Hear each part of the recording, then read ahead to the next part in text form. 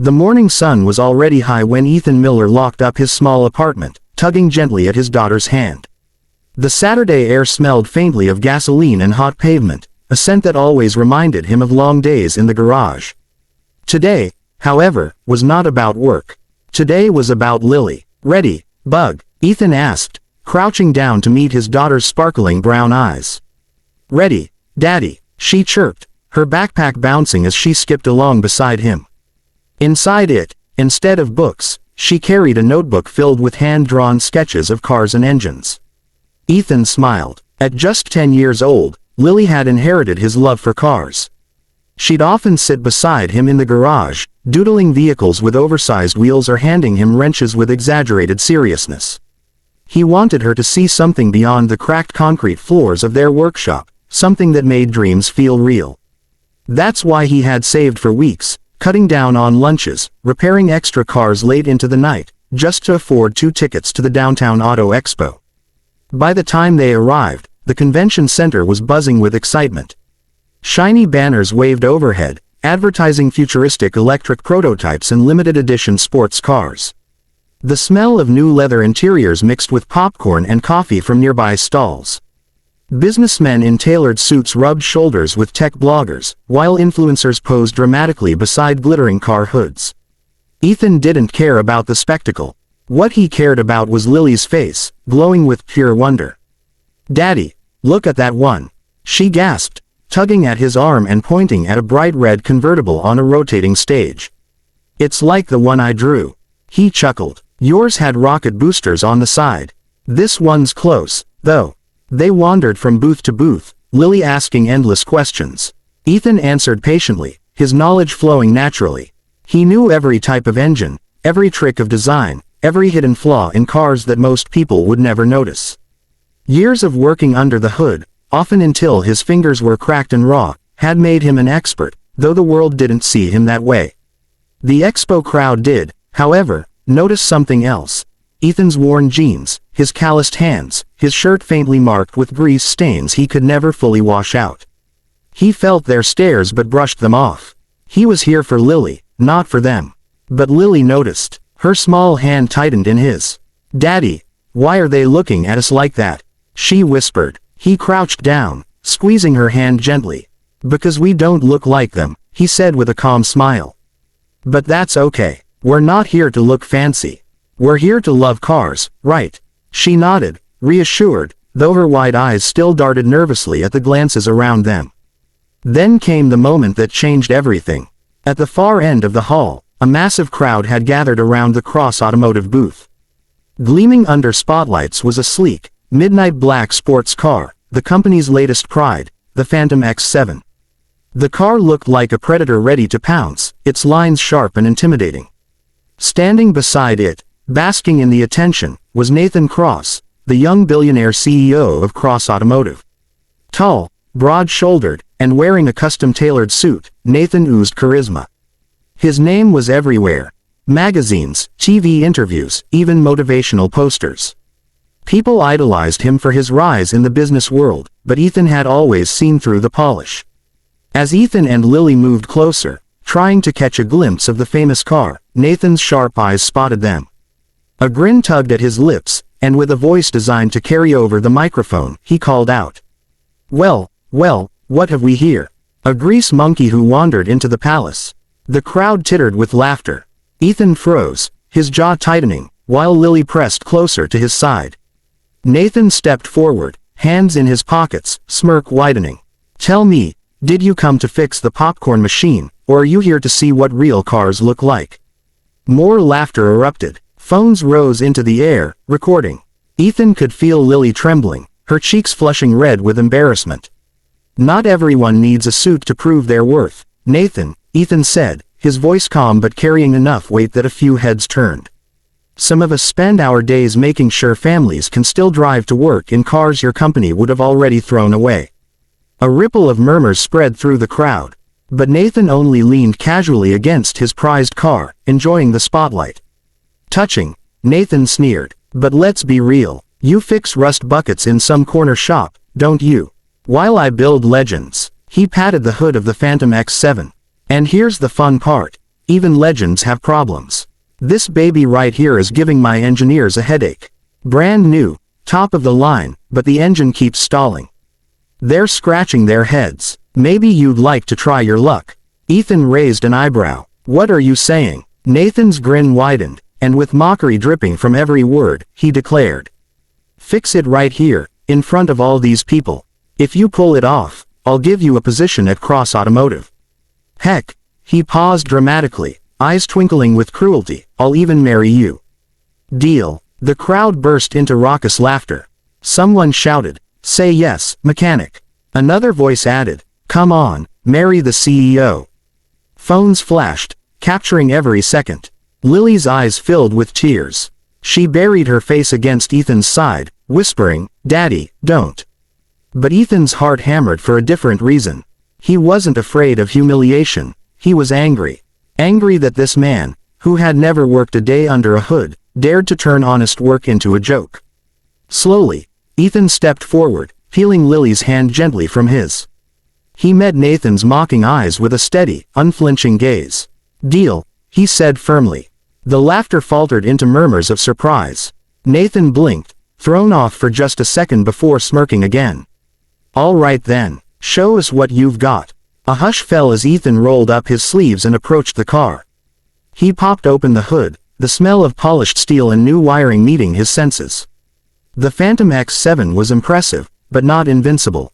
To Ethan, engines spoke a language, and this one was practically whispering its problem.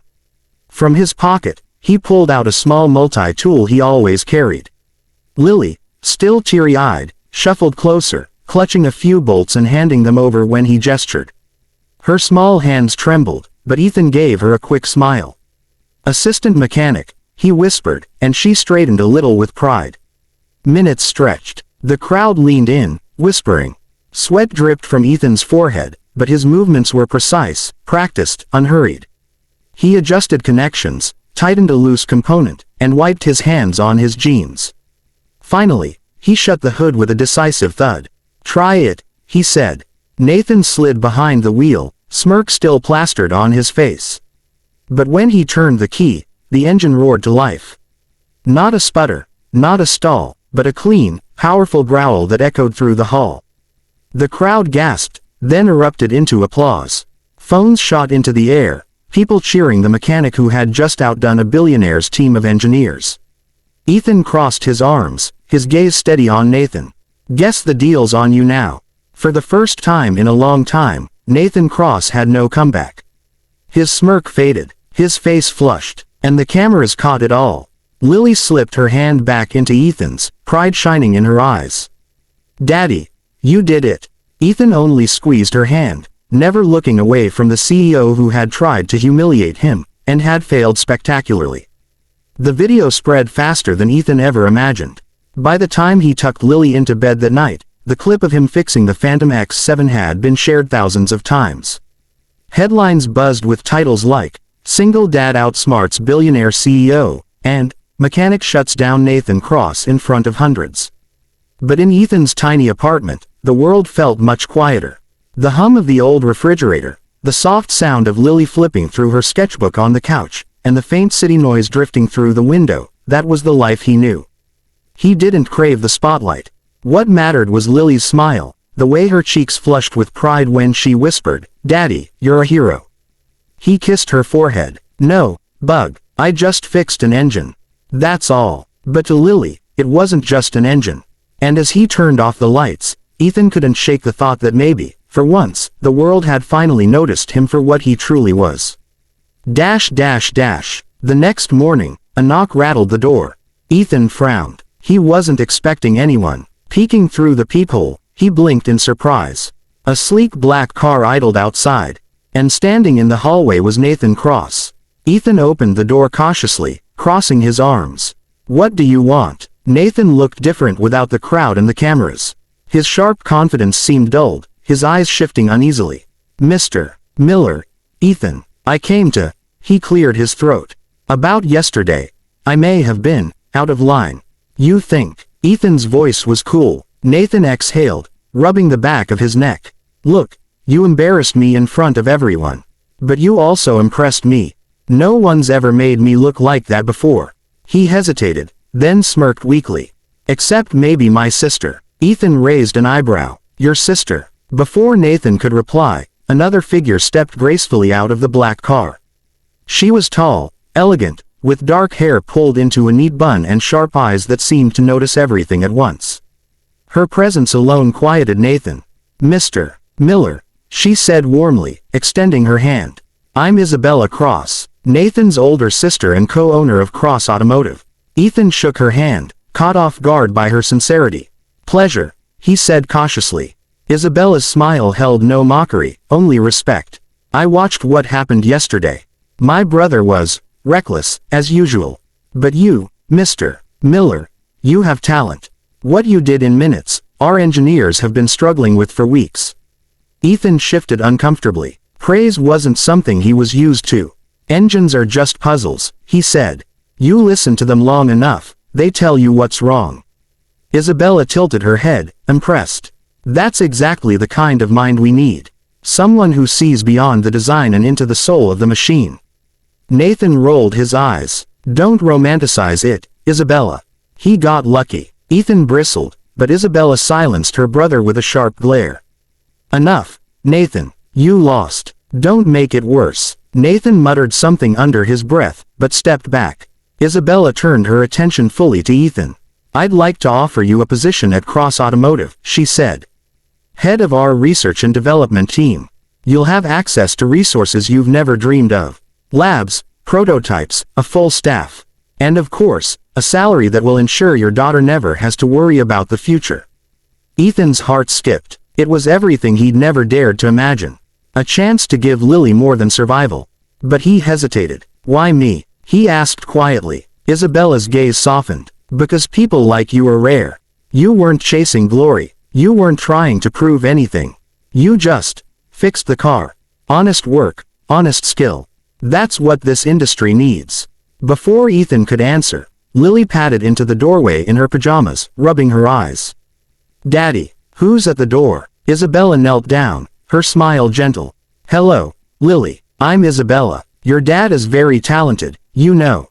Lily's eyes widened. I know, she said proudly. He can fix anything. Ethan felt a lump rise in his throat. Then Lily spotted Nathan and frowned. You're the mean man from yesterday. The air grew tense. Nathan shifted uncomfortably, looking, for once, ashamed.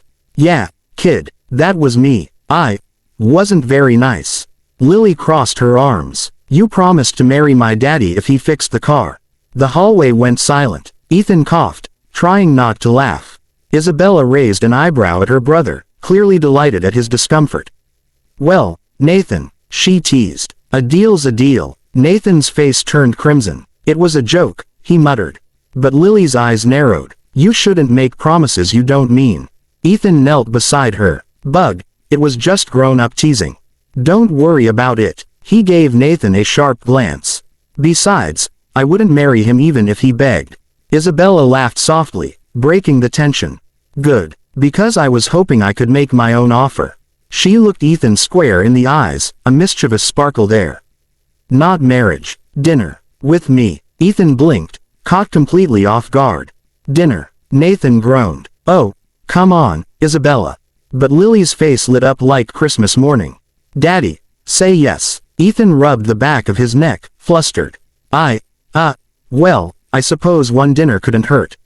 Isabella's smile widened. Excellent. Then it's a date. For now, think about my offer at the company. We'd be lucky to have you. She handed him a sleek business card, then ushered her grumbling brother back toward the waiting car. Before leaving, she glanced back. One more thing, Mr. Miller. Don't underestimate yourself. Yesterday wasn't luck, it was skill, and the world needs more of that. Days turned into weeks, and Ethan's life slowly began to change. The viral video opened doors he'd never thought possible. Customers flooded his tiny garage, not because they had broken cars, but because they wanted to meet the mechanic who humbled a billionaire. Ethan worked harder than ever, but with Lily's laughter filling the shop and her sketches taped proudly to the walls, it felt less like work and more like purpose. Yet Isabella's words lingered in his mind. He thought about her offer late at night, after Lily was asleep. The chance to give her a better life tugged at him. But so did the fear of stepping into a world where people like Nathan Cross ruled, a world where he didn't belong. Then came the dinner. Ethan arrived at the restaurant nervous, wearing the only button-up shirt he owned. Isabella greeted him warmly, her confidence steady yet kind. They talked for hours. About cars, about family, about responsibility. Isabella wasn't like her brother. She listened. She cared. And when Ethan spoke about Lily, Isabella's eyes softened with something genuine. By the end of the evening, Ethan realized something. Maybe he did belong in that world. Not because he needed their approval, but because he had something they didn't, authenticity. Months later, Ethan accepted the position at Cross Automotive. He didn't give up his garage entirely. He couldn't let go of the place where his hands had shaped his life. But now he stood in a lab filled with bright young engineers, guiding them with the wisdom of a man who had spent years under real hoods, not just behind computer screens. And Lily, she proudly wore a Cross Automotive cap to school, telling anyone who would listen, "My daddy fixes the cars even the billionaires can't." As for Isabella, dinners became a regular thing. Smiles turned into laughter, laughter into late-night conversations, and slowly, something deeper blossomed. Ethan Miller, once mocked in public, had not only proven his worth but found a path that blended both his skill and his heart. Because in the end, dignity, love for his daughter, and the courage to stand tall had given him more than any billionaire's mockery could take away. And maybe, just maybe, a new love to build a future